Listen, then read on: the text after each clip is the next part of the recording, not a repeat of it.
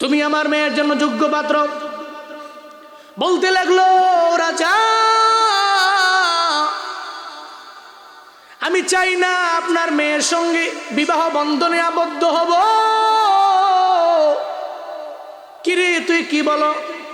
আমি এত বড় একটা রাজা, দেশের মালিক, আমার মেয়ের সঙ্গে তোমার বিবাহ বন্ধনে তুমি আবদ্ধ হয়ে যাবা। ওই মেয়ের সঙ্গে বিবাহ বন্ধনে আবদ্ধ হয়ে গেলে তুমি হবা আমার জামাই। আমার জামাই হয়ে গেলে আমার মরণের পর এই সব দেশের মালিকানা তোমার হাতের মধ্যে চলে যাবে। তুমি কেন রাজি না? কেন তুমি আমার মেয়ের সঙ্গে বিবাহ বন্ধনে আবদ্ধ হতে রাজি না? সঙ্গে সঙ্গে চোখ দিয়া গড়ে গড়ে ওই চুরের পানি পড়ে। কয়ে, ও রাজা, আমি তো আপনার মেয়েকে পাওয়ার জন্য 40 দিন পর্যন্ত আমি নামাজের মধ্যে গেলাম।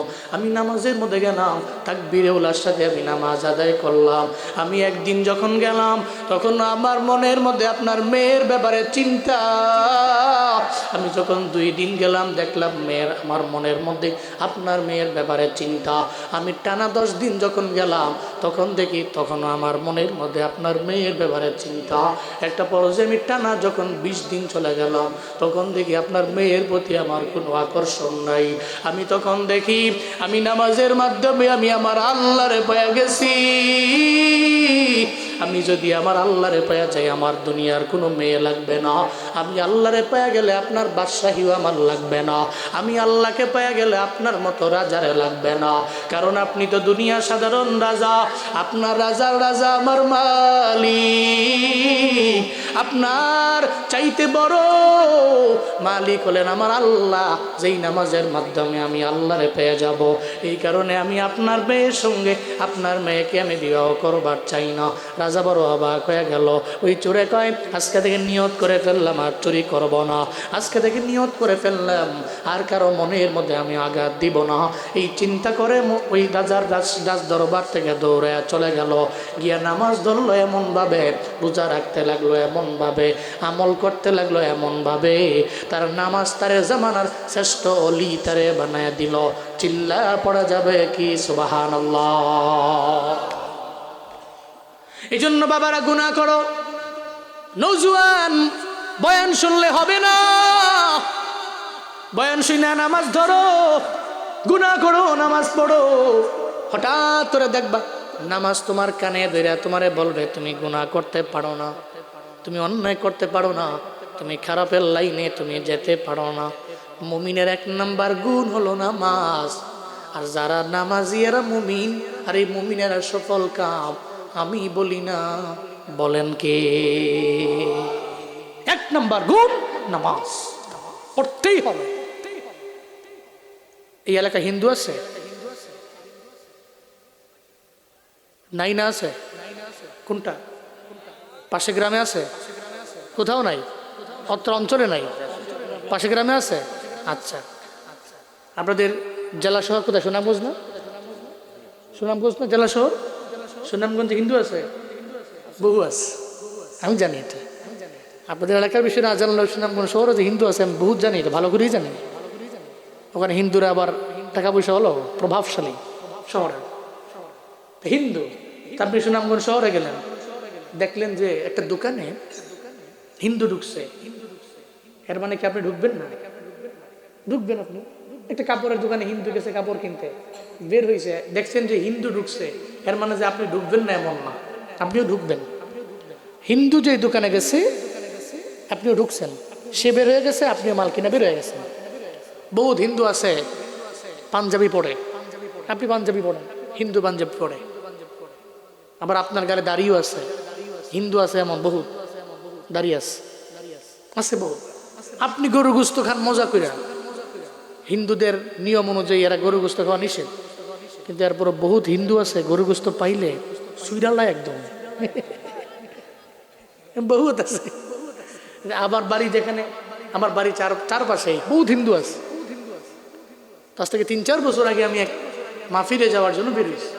তো বাজারে আসার পরে হিন্দু আমার গাড়ির সামনে ব্যারিকেড দিচ্ছে। হিন্দু বলছে কই যাবেন? আমি কই মাহফিলে যাই। প্রতিদিন খালি মাহফিলে যান, মাঝে মাঝে কি আম করে নেওয়া যায় না? আমি কই না, তুমি হিন্দু তো, ইন্নামাল মুশরিকুনা নাজাস, মুশরিকরা অপবিত্র, তুমি আমাদের মাহফিলে যাবে কি জন্য? তোমার আমি নিব না। কয় না মাত্র আমি স্নান করে এসেছি মাত্র। আমি কই আরে না, এই অপবিত্র সেই অপবিত্র। তাই আমি বলতে লাগলাম যে তোমার হঠাৎ করে মাহফিলে যাওয়ার ব্যাপারে মাথায় এত প্যারা ঢুকলো কে? হিন্দু কয় যে আমরা তো জানি হুজুরদের খাওয়ান বালা। সারা দেশের মানুষ কিছু জানুক আর না জানুক, এতটুকু সবাই জানে যে হুজুর যারা এর খাওয়ান বালা। সকালেও খায় দুইবার করে, দুপুরও দুইবার, রাতেও দুইবার। হুজুরে বলে বেশি খায়। হ্যাঁ, এটা সমাজে ছড়িয়ে আছে। হুজুর যদি একটু আসতে হারে দেখছো দেওস না হুজুরে 3-4টা দাওয়াত খায়া পেট লয়ে হাঁটতারে না। হুজুর একটু দ্রুত গেলে কোনো কাজে গুরুত্বপূর্ণ মনে হয় দাওয়াত আজকে 2টার জায়গায় 3টা পড়ছে, দেখো না কি দৌড়ের নমুনা। ঠিক কিনা বলেন? এটা কিন্তু সমাজে বলে, বহুত মানুষ বলে। তো কেউ মজা কইরা বলে, আবার কেউ আছে আলেম বিদ্বেষী, বিদ্বেষ থেকে বলে। এরকম আছে না নাই? হুজুর দেখলে তার গা জ্বালা পোড়া, এরকম বহুত লোক আছে। সে হুজুর দেখতে পারে না, আলেম দেখতে পারে না, অলিয়া উলিয়া দেখতে পারে না, কোনো পীর দেখতে পারে না। এ দেখলি তার মাথা নষ্ট হয়ে যায়। এরকম হুজুর বিরোধী, ঘোর বিরোধী, বিদ্বেষমূলক বিভিন্ন কথাবার্তা ছড়ায়। এরকম কিছু ব্যক্তি সমাজে আছে না নাই? তো ও মনে করে আমি একজনে বিদ্বেষ করে হুজুরের খাওয়ান কমায় দিব। আল্লাহ কয় না, হুজুরের পেট আরো বড় হইব, খাওয়ান আমি আরো বাড়াই দেবো। কারণ রিজিক দেওয়ার মালিককে কে খাওয়ায়? ওয়ামা মিন দাব্বাতিন ফিল আরদি ইল্লা আলাল্লাহি রিজকুহা। আল্লাহ পাক বলেন, আসমানের নিচে জমিনের উপরে যা কিছু আছে সব কিছু রিজিকের ব্যবস্থা তো আমি আল্লাহর হাতে। আল্লাহ ছাড়া জমিনের কারো হাতের মধ্যে আল্লাহ পাক দেন নাই। বলেন না রে বাপ, রিজিকের মালিককে? জমিনের কেউ খাওয়ায় না, এটা ওসিলা, এটা মাধ্যম হতে পারে, কিন্তু আমার রিজিক দেওয়ার মালিক, আমার রাজ্জাক, আমার আল্লাহ। রিজিক দেওয়ার মালিক রাজ্জাক আমার আল্লাহ। পৃথিবীর ব্যক্তিরা ওসিলা, মাধ্যম হতে পারে। তো মানুষ বলে যে হুজুরদের খাওয়ান বালা। আমি চিন্তা করি মাঝে মাঝে, এটা বইলা হুজুরের খাওয়ানোরা বাড়াই দিছে। এখন হুজুরে খাওয়া লাগে বেশি। মাঝে মাঝে দাওয়াতে গেলে হুজুরে তো খাই বেশি, আমরা খান কম। কথা বুঝেন নাই? আপনারা বইলা বইলা সুনাম বাড়াই দিচ্ছেন। আজ থেকে 4 মাস আগে আমি গিয়েছিলাম মালদ্বীপে। আমার পেজে যারা দেখে আমারে তারা দেখছে হয়তো, রায়হান আর আমি গেছিলাম। আমাদের প্রথম সফর ছিল মালয়েশিয়া, পরে গেছি মালদ্বীপে। তো মালদ্বীপে যাওয়ার পরে মালদ্বীপ মাল এয়ারপোর্ট থেকে নামলাম, পেটে প্রচন্ড ক্ষুধা। গেলাম একটা বাঙালি হোটেলে। এটা তো আমাদের জন্য জরুরি। জানি যে পৃথিবীর যে প্রান্তেই বাঙালি হোটেল পাইলে মোটামুটি ভালোও লাগে, খাবারটাও খায়া তৃপ্তি হয়। তো গেলাম, ওখানে যাওয়ার পরে বসলাম, দৌড়ে দিই যে 2-3 জন আইতেছে। হুজুরি হোটেলের মালিক আমি। একটু আগে দেখলাম আপনারা মালয়েশিয়ায়, এখন দিয়ে আবার আমার সামনে কেমনে? আমি বিমানে ইয়া নামাই দিছিলাম করে। তো পরে তুমি দোকানে আইসি, পেটে ক্ষুদা খাওয়ান দো কথা। পরে খাবার টাবার দিছে, বলতেছে কয়দিন থাকবেন? আমি বললাম যে 3 দিন থাকবো। বললো যে 3 দিন আমার হোটেলে দাওয়াত, যদি না হয় না আসতে পারেন, আপনি জেনে থাকবেন যে রুমে থাকবেন, খাবার এনে চলে যাবেন। 3 দিনে একটা পকেট থেকে যে একটা মালদ্বীপের রুপিস বের কইরা যে খরচ করব, ওই সুযোগটা দেয় নাই, পিছন ছাড়ে নাই। এমন কিছুদিন চলে আসবো, এর আগের রাতে 3 বার খাওয়াইছি।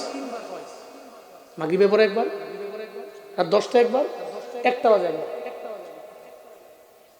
তাই যে খাওয়াইতেছে, পকেট থেকে পয়সাও যায় না। কে খাওয়ায়? আল্লাহ খাওয়ায়, মানুষের মাধ্যমে খাওয়ায়। তো এই জন্য কেউ যদি হুজুরে খাই বেশি, আমিও নারাজ হই না। তোমরা এটি কইয়াই আমাকে খাওয়ান বাড়াই দিচ্ছ, আলহামদুলিল্লাহ। তো হিন্দু কয় হুজুর আপনাকে তো খাওয়ান বলা। আচ্ছা তুমি কি চাও? আমি তো গরিব মানুষ, চাইলেও তো গরুর গোস্ত হয় না, কিনা যে খামো 750 টাকা কেজি, সম্ভব না। আপনাকে মাহফিলে গেলে তো গরুর গোস্ত দেয় ভালো, ধোয়া উড়ে, একবার গরম। তা আমিও যাবো গা, মাথায় টুপি একটা দিয়ে মনে, আমাদের লগে বইয়া ইচ্ছা মতো গোস্ত খাইয়া পরে বাড়িতে। এর মানে গরু গোস্ত পাইলে এরাও সুইরালায়, তাহলে আপনিও খান, সেও তো খায়। তো পার্থক্যটা কই? দাড়ি তো তার গালেও আছে রবীন্দ্রনাথ ঠাকুরের মতো, যে সে তো মুসলিম নয়। বাইনাল আবদ ওয়া বাইনাল কুফর তারকুস সালাহ। একটা হিন্দুরে কাশি দিয়া বাইন্দাও নামাজে নেওয়া যায় না, একটা মুসলমানদের বলাও লাগবে না ফজরের নামাজের আজান হয়ে গেলে দৌড়াইয়া ঘুম থেকে জায়গা নামাজের মধ্যে যাবে। এটা হিন্দু যাবে না, খ্রিস্টান যাবে না, বৌদ্ধ যাবে না। কেন যাবে না? কারণ ও নামাজে যায় না, ও তো মুসলমান না। মুসলমানের পরিচয় হলো নামাজি হবে। মুমিনের নাম্বার 1 গুণ হলো নামাজ। ও নামাজে দৌড়ে যাবে। কথা বলেন ঠিক কিনা? নাম্বার 1 হলো নামাজ। আল্লাহ পাক বলেন যারা গুণের মুমিন 1 নম্বরে নামাজি হবে। 2 নম্বরে আল্লাহ পাক রব্বুল আলামিন বলেন যারা গুণের মুমিন হবে। আল্লাহ সূরা মুমিনুনের 3 নম্বর আয়াতের মধ্যে আল্লাহ পাক জানায় দেয় ওয়াল্লাযীনা হুম আনিল লাগwi মুরিদুন। চিল্লা পড়েন আল্লাহু আকবার। আল্লাহ পাক বলেন যারা গুণের মুমিন জীবনেও কোনোদিন অনর্থক কথাবার্তা বলবে না। জবান দিয়ে মুখ দিয়ে অনেক অনর্থক কথাবার্তা মাঝে মাঝে বের হয়, প্রায় সময় বলি। কারণ আমাদের তো চায়ের দোকানে আড্ডা জমেও ভালো, চায়ের দোকানে সুবহানাল্লাহ হয় না, আলহামদুলিল্লাহ হয় না, আল্লাহু আকবার হয় না। চায়ের দোকানে যায়, ওখানে গিয়ে আরেকজনের গীবত করে, আরেকজনের নামে বিভিন্ন বিভিন্ন কথা ছড়ায়, আরেকজনের নামে যত দুশ্চর্চা করা যায় ওখানে চলে। এই জন্য তো পৃথিবীর মধ্যে সবচেয়ে নিকৃষ্ট জায়গা হলো বাজার, সবচেয়ে উৎকৃষ্ট জায়গা হলো মসজিদ। আহাব্বুল বিলাদি ইলাল্লাহি মাসাজিদুহা ওয়া আবগাদুল বিলাদি ইলাল্লাহি আসওয়াকুহা। আল্লাহর কাছে সবচেয়ে পছন্দের জায়গা হলো মসজিদ, আল্লাহর কাছে সবচেয়ে ঘৃণার জায়গা হলো বাজার। মসজিদে সময় দেয় না, দেখবেন ঠিকই চায়ের দোকানে যায়, ঘন্টার পর ঘন্টা চায়ের দোকানের মধ্যে বৈশা বৈশা আড্ডা মারে, আছে না নাই? সময় তখন যায় না। কিন্তু মসজিদের মধ্যে ফজরের নামাজের মধ্যে হুজুর একটু বড় কেরাত নিল, মাথায় নষ্ট হয়ে গেল, গলা খাকরা মারে। এরপরে নামাজের পরে কয় হুজুর আপনি জানেন না আমি তো এলাকার মধ্যে বড় পাওয়ারফুল ম্যান। হয়তো আপনার জানা নেই ফজরের নামাজে এত লম্বা কেরাত নেওয়া যায় না। আপনি জানেন না আমি বাড়ির মধ্যে যাওয়ার পরে গরুর দুগ্ধ দহন করে এরপরে বাজারের মধ্যে আমার যাওয়া লাগবে, আমার কাজ আছে। এটা বলে ধমক দে। হুজুরের উপরে অনেক রাগ ঝাড়ে, ক্রোধ ঝাড়ে। এমন ব্যক্তি আছে না নাই? বহুত লোক সমাজের মধ্যে পাবেন।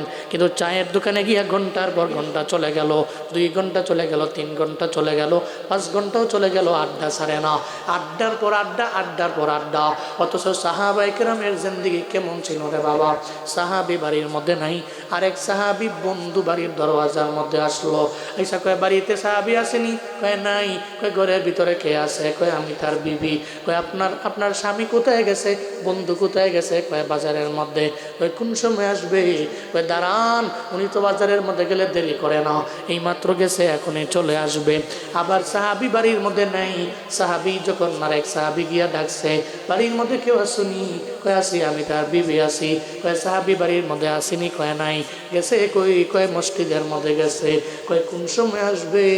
কয় মসজিদে গেলে তো উনি আসবার চায় না, মসজিদের মধ্যে ঘন্টার পর ঘন্টা উনি সময় দেয়।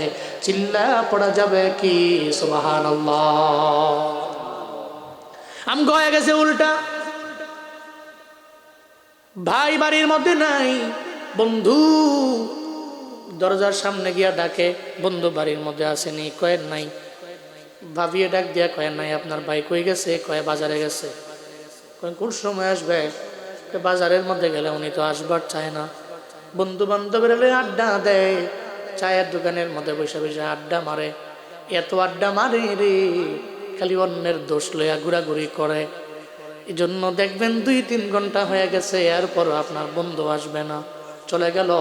কয়েকদিন পরে আবার বাড়ির দরওয়াজার সামনে এসে ডাকে, বন্ধু বাড়ির মধ্যে আসেনি? কয় নাই।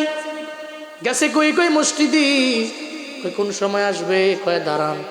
আমগো হাতে মসজিদের মধ্যে গেলে 1 ঘন্টা তো থাকবে দূরের কথা, 5 মিনিট থাকলে মনে হয় গায়ের মধ্যে আগুন ধইরা যায়।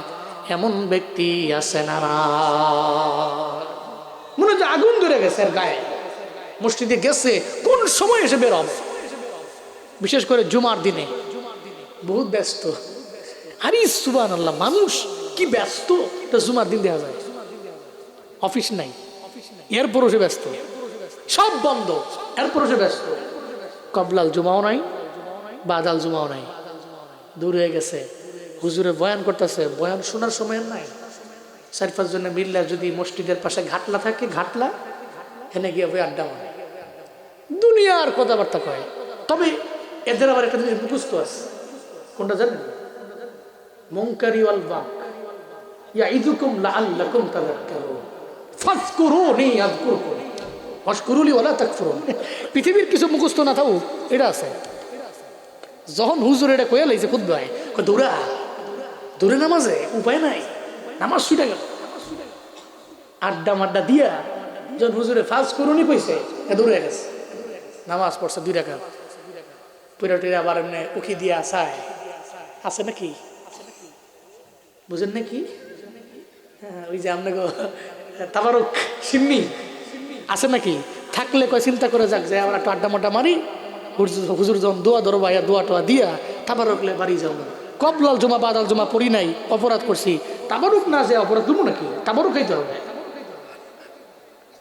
আর যদি না থাকে তাহলে 2 রাকাত জুমা পইরা একটা দৌড় দিছে হুজুর, কেন এর মিসাইল দিয়ে ওরা হাজাবে।